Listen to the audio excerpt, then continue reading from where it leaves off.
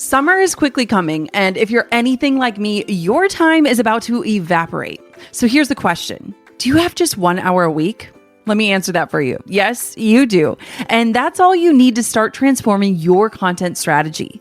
Most entrepreneurs are spending 20 hours a week creating content that disappears in minutes. Let's fix that. Join me for a totally free and live training called Create Once, Traffic for Months, the 1 hour Pinterest plan to extend your content's lifespan. You can snag your free seat at teachmetopin.com. Now, this is the kind of set it and forget it marketing that keeps working while you take a step back. It even works beautifully if you choose to outsource it. You've already created the content, so let's make sure it keeps working for you, bringing in traffic, email subscribers, and leads from people who are actually searching for what it is that you offer. I'm a verified Pinterest educator and I've helped over 25,000 entrepreneurs do exactly this. Now, let me help you. Grab your free spot right now at teachmetopin.com. That's teachmetopin.com. And trust me, your future summer self will be thanking you. I am genuinely excited to share that this episode is sponsored by The Real Real. Now you can get $25 off your first purchase when you go to therealreal.com/golddigger. therealreal.com/golddigger. How do I let people in to the quiet, peaceful places just so they know that it's possible and just so they know that that is also a version of success that exists out there? And the hardest part is that in order to get that seen, you have to cut through the noise, and dang it, I'm sick of the noise. I'm Jenna Kutcher, your host of the Goal Digger podcast. I escaped the corporate world at the age of 23 with nothing more than a $300 camera from Craigslist and a dream. Now I'm running a 7-figure online business that feels even better than it looks, all from my house in small town Minnesota with my family. Here, we value time as our currency. We mix the woo and the work, and we are in the pursuit of building businesses that give us the freedom to live lives that we love. I've always loved turning big goals into reality, and I'm here to help you do the same. This isn't just a peek behind the curtain. Come along with me and my guests as we tear the whole curtain down. Every week, we tackle practical, no-fluff marketing strategies and host honest discussions on what works and what doesn't. Join me and my expert guests for actionable insights to help you grow your dream business with confidence. Pull up a seat and get ready to be challenged, inspired, and empowered. This is the Goal Digger Podcast. What if the version of success that we see most often isn't the full picture? Like if you've ever looked at someone's highlight reel and you've wondered, how are they doing it all? Or you've ever felt like your quiet progress somehow doesn't count because it's not flashy or shareable, I want to talk to you today. In a world that celebrates big milestones with loud applause, it's easy to forget that some of the most meaningful wins happen in silence. They're not always photogenic, but they're real and they're enough. I'm pulling back the curtain on how my definition of success has shifted from chasing the performance of it to savoring the peace of it.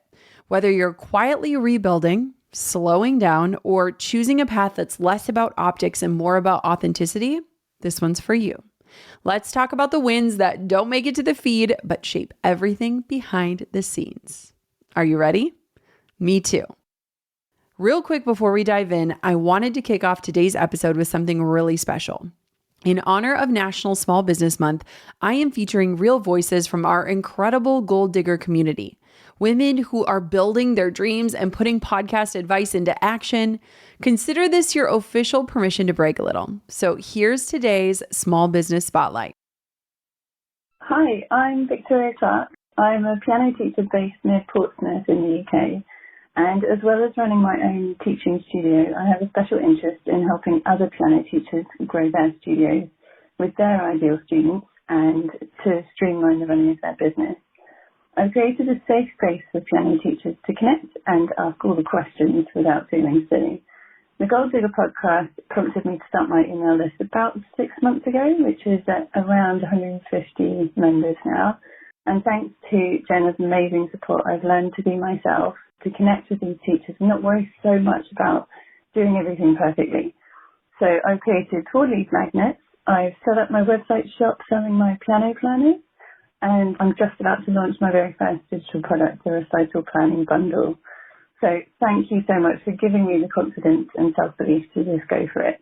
If you are a piano teacher and you want to join me, you can find me on Instagram at Victoria Clark Piano. Thanks, Victoria, for sharing your heart and your mission with us. Now let's get started. I cannot promise that today's episode is going to be super polished, that it's going to be very linear for my brain, or that it's just going to make total sense. I am literally letting you inside of my busy brain and just something that I cannot stop thinking about lately. And I feel like once this seed was planted in my brain, it has infiltrated every part of my life. And so maybe today is just a way to verbally process it and to put it out there. But essentially what I'm saying is like, I hope you feel like you are sitting across the table from me today. And I'm just filling you in on the things that don't keep me up at night because I've been working on my sleep, but that I just keep thinking about, that keep just persistently popping into my brain. Okay. So the first part of this thought is that we are living in this world that only celebrates loud wins.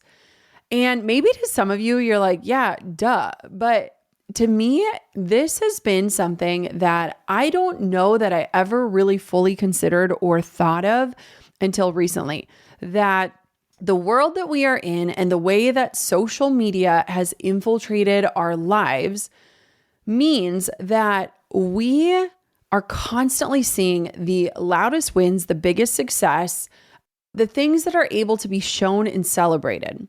And we've said, for years, like social media is the highlight reel and nobody sees your bloopers. Like I get that fully subscribed. But I don't know that we have fully considered what that means for us as people who deeply desire success, but who also may recognize that the loud wins aren't necessarily the success that we're after. Does that make any sense? Like I have been an incredibly public person since I started my brand. I started showing up. I've showed up in my underwear. I've walked through miscarriages. I've walked through different health journeys, all publicly on the internet. Basically, I can say I've stood on the internet in my underwear, and that is fully true. And I have been a very public person, and my success has also been very public. It's easy to celebrate big hurrahs, right? But one thing that is interesting is that as I've grown and matured as just a human being, not saying that age plays into this, but just maturity on my part, and also as I've been raising children, I feel like I have learned to really pull back areas of my life that just feel so sacred, right? Like I have ultimately gotten more private as time has gone on. And it's interesting to me because so many parts of my life right now are private because something my therapist said, the incredible Ann Davin said, that boundaries are basically to protect what's sacred in your life. And there are so many facets of my life that feel so sacred that like the boundary of what I'm willing to share about those things has gotten bigger.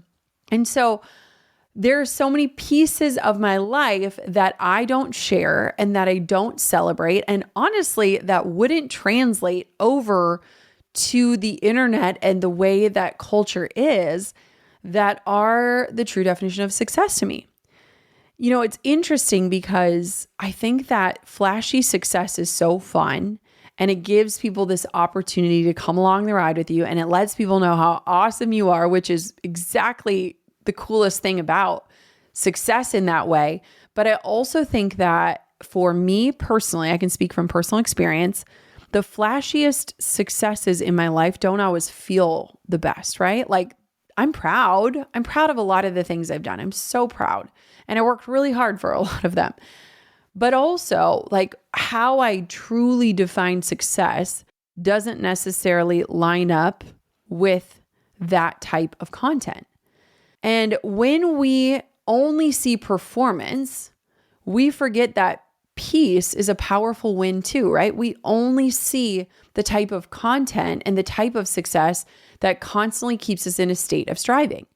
And what has been really interesting is I feel like I have gotten way more introspective.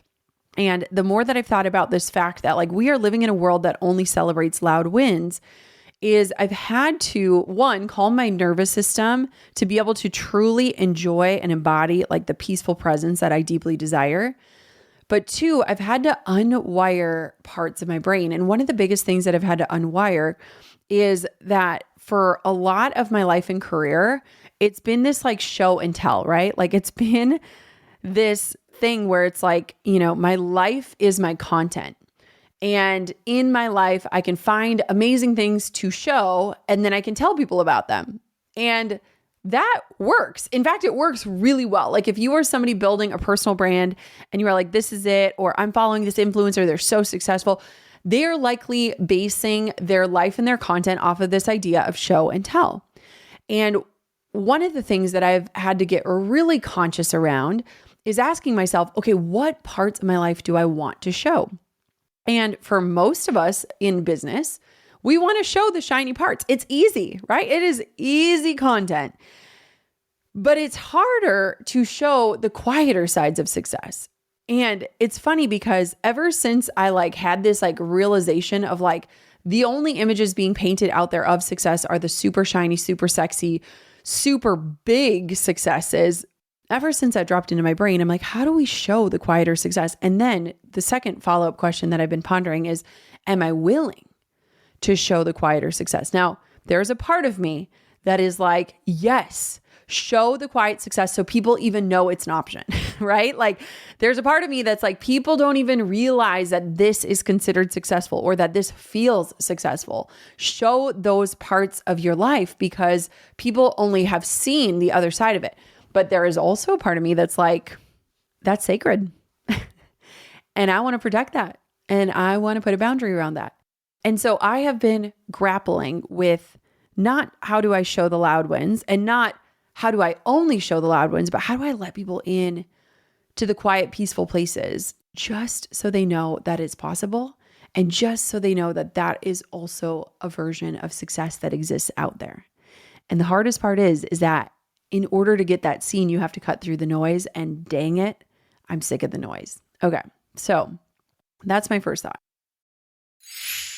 When I created my first course, I had no systems, no team, and I kept wondering if anyone would even care. But if I had waited, I might have given in to the doubt and missed the business that changed everything. What if the only thing standing between you and your dream business is just starting? You don't need a perfect plan. You just need Shopify.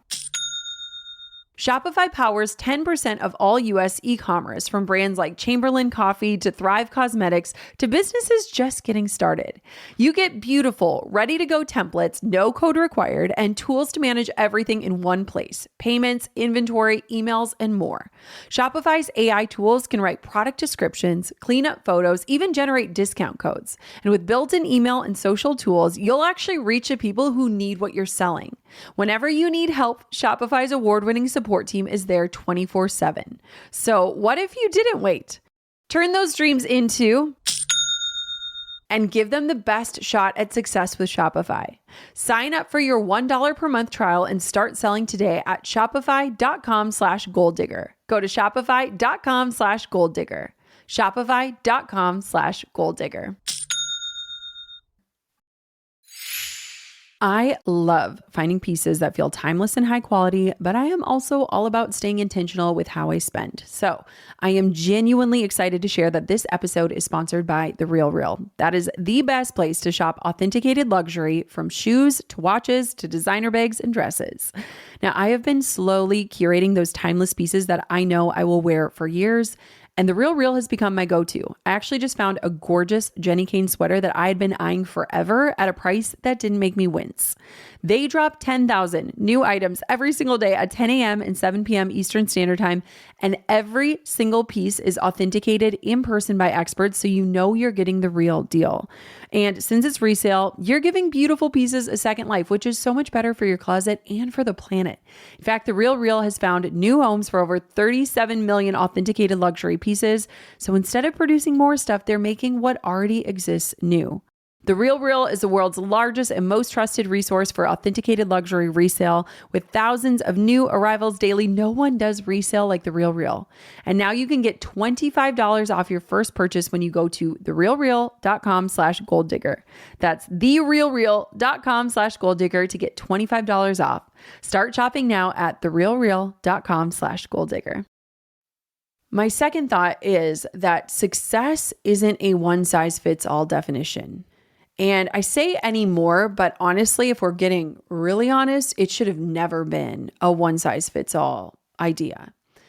And I often think of, and I have this visceral image in my brain from when I was in college. We had this one textbook, and I studied business administration and public relations.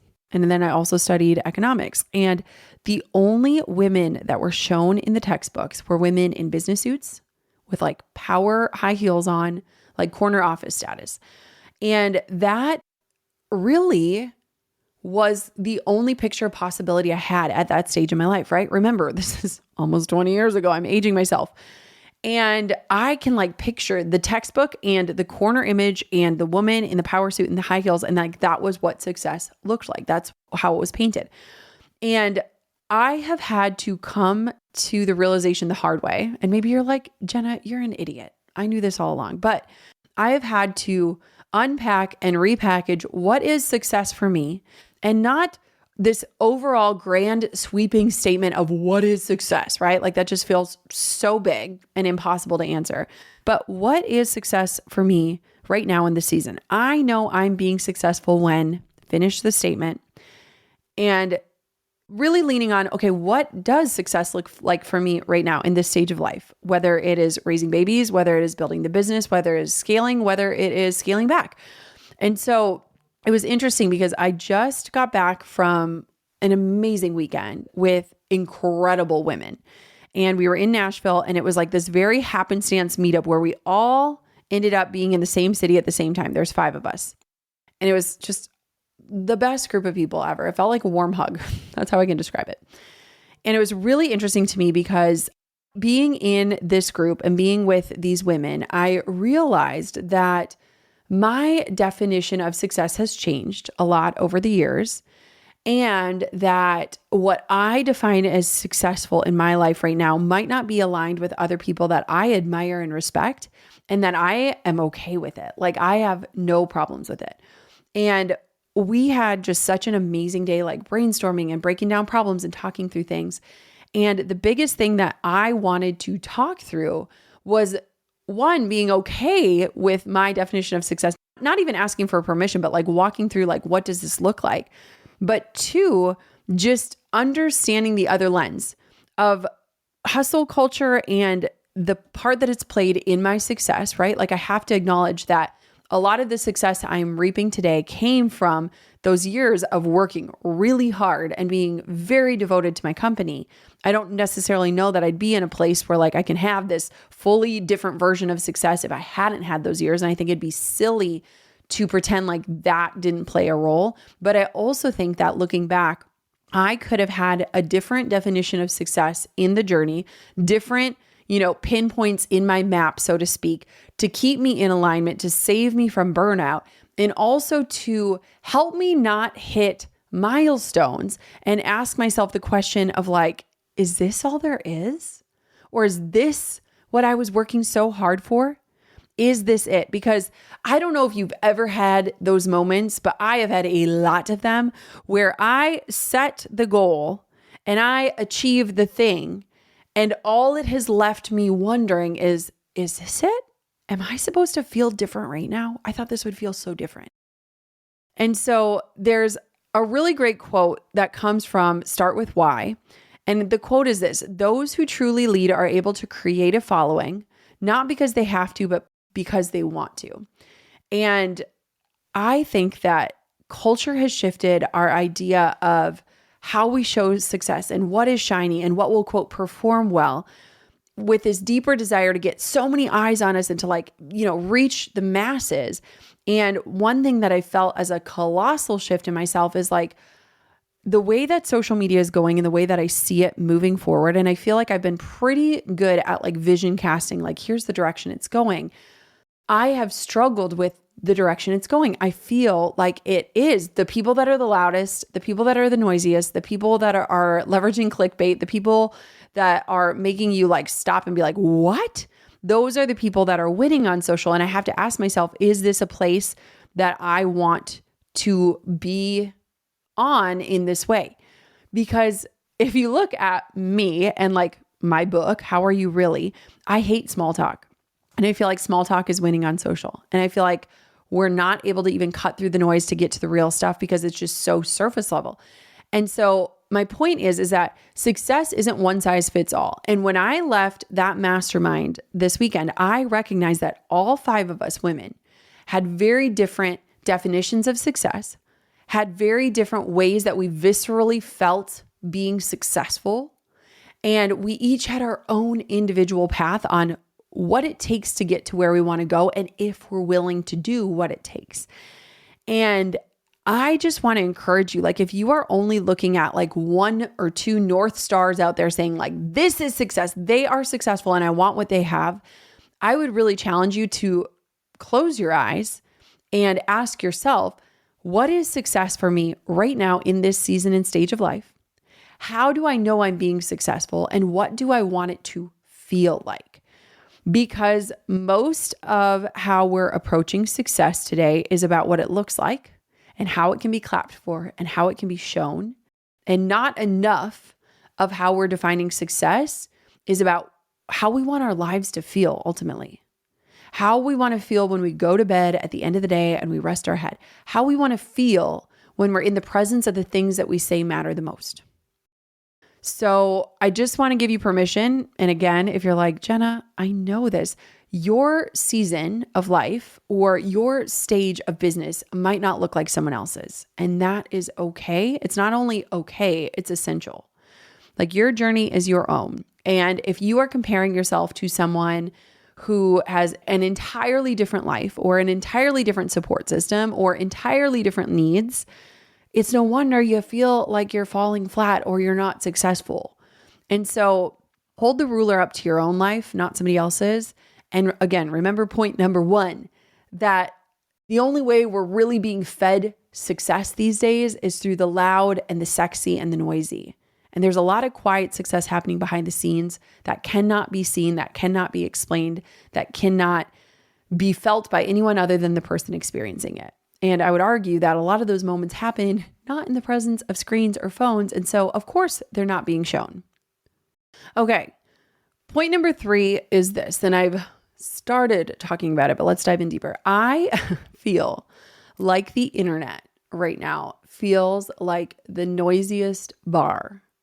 And I also feel like I am the grandma who wants to be in bed by 9 p.m. with my cute little matching PJ set on and some oil on my face. I want to step outside of the bar. I would rather be in a library, to be honest. And I just feel like the internet right now feels like a lot of half conversations that are lacking depth. And I want to explore. And I think a question I'm asking myself is like, how can I intentionally choose quieter rooms where I can go deeper, not wider? And it's interesting because like in my life, like if I sit down with my group of friends, like we literally covered the gamut of every type of conversation. We talk about marriage, we talk about parenting, we talk about politics, we talk about socioeconomic problems in our city, we talk about the school, we talk about everything, health, you name it, we cover it. And I just feel like on social media right now, it is so hard, 1, not to be discouraged because engagement is at an all-time low across the board. So no, it's not just you. But 2, if you can see the strategies that are working, but they don't resonate in your body and they don't align with how you want to show up, I just want to say, 1, you're not alone. But 2, it's not just you. And one thing that I think has helped me to be successful in my life and in my business is I have had the ability to reverse engineer things. Not like this earth-shattering thought here, Jenna, but let me give you an example. When I became a wedding photographer, I think one of the gifts, one of the secret sauce things that I had was I could look at a beautiful pose on a wedding blog or in a wedding magazine, and I could think to myself and ask myself, okay, what direction did that photographer give those clients to end up in a pose that looks so authentic and genuine, right? I have always been good at reverse engineering. If I see somebody else being successful, I'm like, okay, let me go backwards and follow the steps and see if I'm willing to do what it takes to do what they did. And right now, I feel like I can look at the internet and I can see what it takes to be super successful on the internet. And I just don't know that I'm willing to play that game. Like I can see where the game is going. And I am someone who is on the sidelines questioning, do I want to play the game in that way anymore? Scary, right? Like this is coming from a creator who's been creating for over a decade, sharing nearly daily, if not daily, for that long. And it's interesting because this is in alignment with this topic because I just feel like I want to choose presence in my life over performance. I don't want to be going to bed being like, oh, I didn't post today. What can I put up there? What can I get out there? It's not stepping back for me. It is like stepping into what matters. You know, it's interesting because you've probably seen a huge shift in me, right? Like you have seen this girl who goes from, I mean, you might have whiplash. You might be like, who are you? I'm still figuring that out myself. But I will say that since becoming a mom and just like, especially over the last few years, getting established in our home, like leaning on loving the land we live on, doing things like planting a garden and getting chickens and creating and baking sourdough. I get it. You're like, who is this woman? But what's interesting to me is like, when I think about this metaphor of like the internet feels like a noisy bar and I want to get outside, that is true both on the internet and in my life. Like the other day I had a masterclass, and usually before masterclasses, I'm like feverishly like typing on my computer and like getting in the zone, all these things. All I wanted to do was go sit outside and literally touch grass and watch my chickens and water my plants and just like get grounded in reality. Like the internet is not real life. And I had this moment of like, this is what fuels my soul. This is what feeds me. And if I can just show up in a way that is about presence and not just performance, if I can just like put my thoughts and my heart out there into the world, and if it only resonates with 10 people, that is 10 people that I touched. If I can really step into what matters, it doesn't matter if it looks like I'm stepping back, right? Like, and these are all things that I'm literally just thinking. Like there's no plan here. There's no strategy. I can't walk you through the system to do this because I haven't done it myself. But these are just the thoughts that I've been thinking. Like the internet is not a place where I want to be. It's definitely not a place I would ever want my children to be.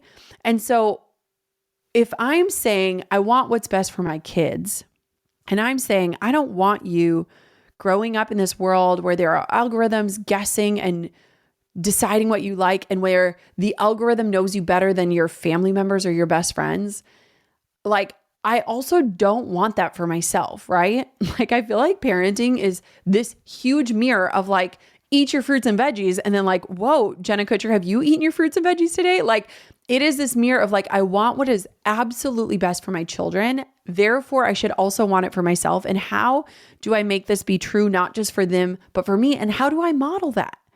And so it's like this interesting place I'm finding myself in, because one of my greatest desires is to be fully wherever I am. If it is working, I want to be all in. I want to be doing work that makes a difference, that's impactful, that touches people, and that reaches the people I'm creating for. If I am in my life, I don't want to be reading a bedtime story and thinking about a post I need to post. I don't want to be sitting at the dinner table with my family thinking about that one thing I forgot to do for work. I want to be all there. And so I feel like I've been having to really evaluate, like, how do I choose presence and peace over performance? And not in a way that will stifle success, but that is in alignment with what success is to me. And so again, I don't have a solution here. These are literally just my thoughts. And we're only on number 3 out of 5 thoughts I just can't stop thinking about. This episode of the Gold Digger Podcast is brought to you by Mercury, modern business banking that helps businesses like mine simplify their finances. When I first started my business, I remember feeling so confused when it came to my finances. I was juggling invoices, tracking payments, and managing cash flow all across different tools. And let me tell you, it was messy.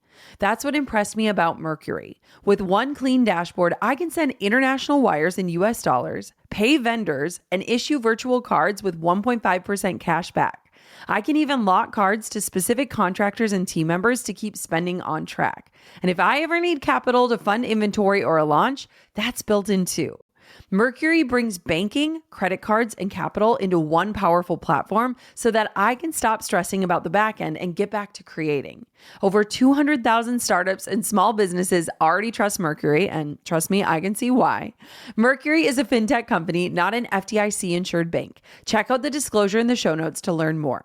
Deposit $5,000 or spend $5,000 using your Mercury credit card within your first 90 days to earn $250, or do both for $500 in total rewards at mercury.com/goal. That's mercury.com/goal. We had one of those classic Minnesota mornings. The snow is blowing in the driveway, bundling the kids up in 5 different layers and trying to get out the door without freezing. It was pure chaos, but we had flights to catch. By that same evening, we were in Florida watching our girls run barefoot through a beach house in their swimsuits. We basically went from parkas to palm trees in about 12 hours. We were staying at a friend's Airbnb and they had created such a magical experience. A mermaid tent in the living room, dress-up clothes tucked into a basket, sweet treats on the counter. After a wild travel day with little kids, it felt like landing in a hug. That trip reminded me how special hosting can be, but also how much goes into making it that special. That's why I love that Airbnb now has a co-host network. You can team up with someone local who can handle the guest messages, the check-ins, the details, so your space keeps shining even if you're not there. If you've been dreaming about hosting but wondering how you'd manage it all, this is your sign. Find a co-host today at airbnb.com/host. So let's move on to number 4. Okay, this is where this is leading me to. So again, I think that I've known this for a long time, and this is not earth-shattering. There will be no breaking news post about this, but it's just something about like the real wins in life to me aren't Instagrammable. They're the things in your life that feel transformational. They are the things in your life that we were joking the other day when I was with those girls in Nashville. And I was like, at the end of our life, we're not going to be scrolling through our posts being like, do you remember that reel that got 2 million views? Do you remember that one? That was a good one, right? Like that is not it. That is not it. And I want to be so all into my life. I feel like my kids teach me presence and teach me like about being just fully integrated into life in so many ways. Like if you have ever been with a kid and like they see an ant and all of a sudden you're like looking at an ant really up close. Maybe you have one of those magnifying glasses. I have one of those.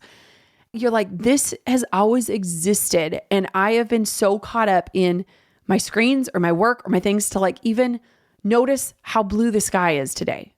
Or to notice that, oh my gosh, the grass is getting greener, or the seeds are sprouting in the garden. Like I told my friend Amy, I was like, I want my life to be so rich that I find myself like laying out in the grass, looking up at the sky, just marveling at how incredible life is.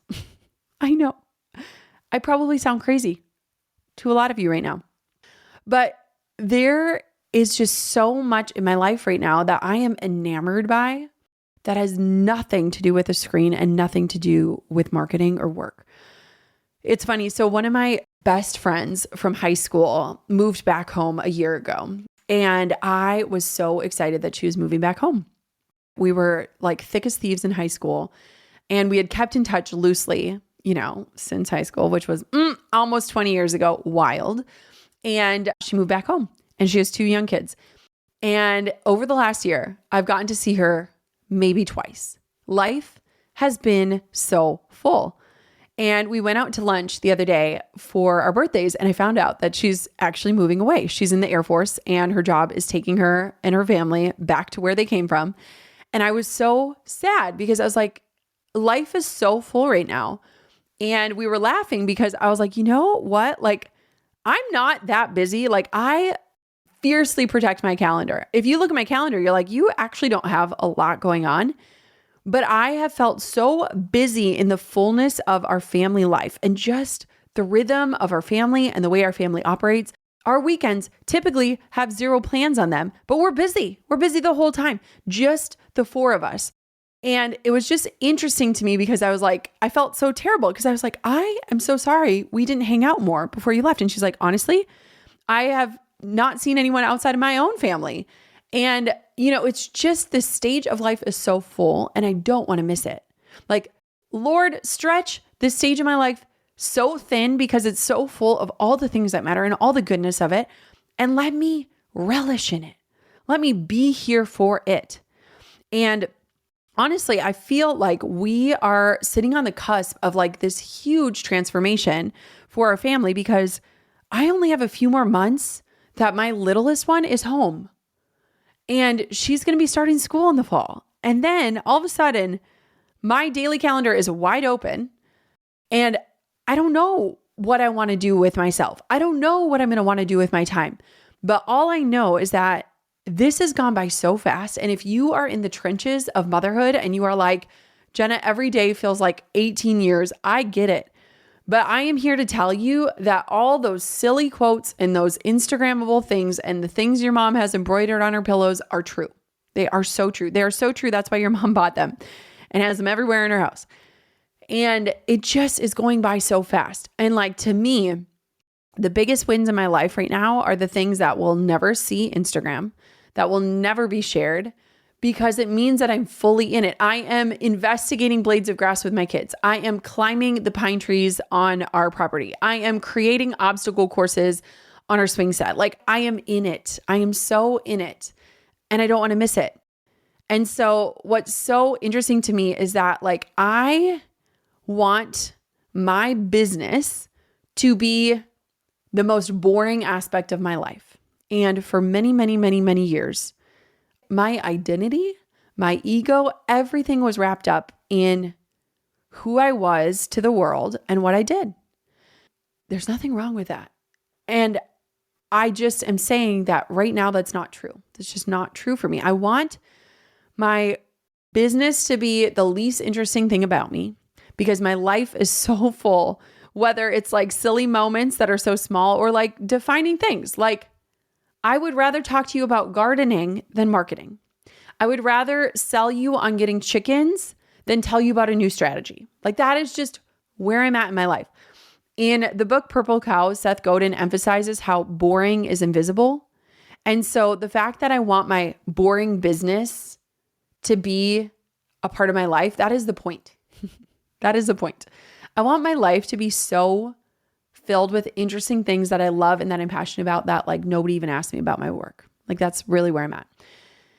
And so if your daily life reflects your values, to me, that is the kind of success that doesn't need to be marketed. Now, here's where my brain turns on and asks a big question. If we aren't seeing this as a possibility, or if our life and the best parts of it are never seeing the light of day, do people still know that that exists? And do people know that that's possible for them? And that's where I am still trying to discern, like, can I let people into these sides of my life so that they know that it's possible, so that they know that I have such a big life outside of what they see on the internet, that it exists. And so again, no solutions, no pretty bow here. These are the questions I'm literally asking myself because I can paint you shiny success day in and day out. I could do that pretty much in my sleep. I don't want to do that. I want to show you that there's something else out there. And I think that what it comes down to is like, I love marketing and strategy and the systems that I create and the courses that I create because what I truly believe in, what is the undercurrent of all of them, is that there's a better way, there's a different way, and there's a way to do this that gives you your life back. That's basically like the point of it. Like, when I sell the things I sell, it's not just because like I'm obsessed with Pinterest or like I think the podcast is the best thing in the world. It's because the only way that I'm able to have a life that has me baking bread Tuesday afternoon, that has me logged off and out in the garden with my kids, that has me have the capacity to welcome in foster dogs and clean up after them while we potty train them, that gives me the capacity to do a 4-day work week and to fully log off, that gives me the capacity to take time away and be with my family. If I don't show that, do people know it exists? And so, $1 million question. If you have an answer to that, will you please reach out? Because I want my content to reflect that. But also, if you know, I'm putting boundaries around what's sacred. And so it's like this weird push and pull of my life right now. Again, don't have answers. Okay. The last part of this thought, this long, long thought, is that I have been challenging myself to imagine and research other quietly successful women. Hear me out here. The other day, I went on to ChatGPT and I asked ChatGPT to tell me about women who have found beautiful success in their lives, in their careers, whether it's on screen or off, whether it was on social media or not. And I wanted ChatGPT to just give me a list of women who were successful and chose to either step back or step away fully. And what was beautiful is that it gave me this list of names of women that I respect and admire, that I've known or known of in my lifetime, that just quietly chose a different version of success. Like they were in the spotlight. People know their name. They, have accolades and awards and all the things. And what was beautiful is I wanted names to help me see that there are women out there who are unapologetically shifting into a quieter version of success, who are choosing what their definition of winning is, and that it's not only possible, we just forget because we're not seeing them everywhere because they've chosen something a little bit more quiet. And so I think the big question that comes out of this is like, who might you become if you didn't have to share it with anyone? Who might you become if you didn't have to share it with anyone? If you unwired the thought of showing and telling, if that's something you struggle with like I do, if you peeled back the layers and removed the strategy of what performs, if you, God forbid, thought of yourself on your deathbed and you asked yourself, how do I know that I was truly successful in my life? If you did a calendar audit and held your calendar next to the things you say you value the most in your life to see if they matched up, like who might you become? And I want to be more successful, quote unquote, to the people who know me, who experience me, who are around me. I'm talking my kids, I'm talking my family, I'm talking my local community. And so asking ChatGPT that question and just looking at that list of like amazing women who just chose a quieter version of success, likely never announced it because they just chose a different route. That was super inspiring to me. So maybe you ask that question and give it the parameters of people you want to see so that you know whatever you want your life to look like, there's somebody out there that's probably living it and might not be sharing it. Sometimes the richest chapters in your life are the ones that you don't read out loud. And that has been a beautiful truth for me and something I've had to learn to sit with and learn to just like be quiet with. Like some of the best parts of my life are the parts that only the people in my world know about. And I'm not doing it to keep them a secret. I'm doing it to keep them sacred. And so I guess the only way to sum this up is just, these are my thoughts. And these are the things I've been thinking about. And these are the things I've been pondering.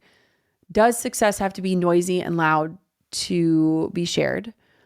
Are there different ways to be successful? What ruler am I holding up this idea of success in my life? And what do I want to choose? Like if I'm the author of my own story, where do I want it to go next? And what are the chapters that I'll read out loud? And what are the chapters that I'll keep to myself?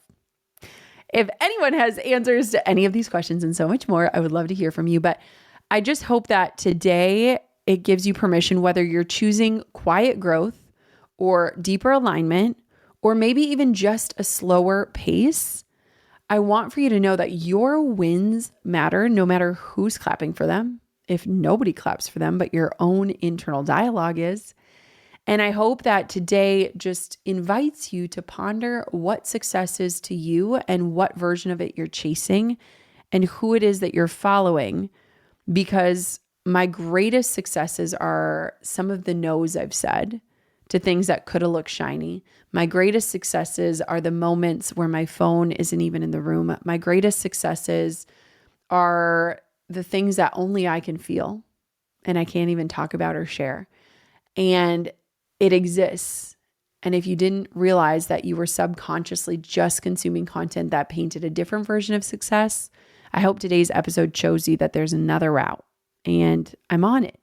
And hopefully I'll figure things out. And maybe I will tell you about them and maybe I won't. I hope today felt like an honest conversation and I would love to hear from you. If you know somebody who you would love to ponder these ponderings with, share this episode with them and invite it into your dialogue. Like skip the small stuff, skip the how are yous and dive into the how are you reallys with someone you love in your life. And I know I am over here. I'm having these discussions with everybody that is in my world, and I don't think I'm alone in that. So thank you so much for tuning in to this episode of the Goal Digger Podcast. Until next time, Goal Diggers, keep on digging your biggest goals, and thank you for letting me share with you today. Thanks for pulling up a seat for another episode of the Goal Digger Podcast. I hope today's episode fueled you with inspiration, gave you information that you can turn into action, and realigned you with your true north in life and business. If you've enjoyed today's episode, head on over to goaldiggerpodcast.com for today's show notes, discount codes for our sponsors, freebies to fuel your results, and so much more. And if you haven't yet, make sure you're subscribed so that you never miss a future show. We'll see you next time, Goal Diggers.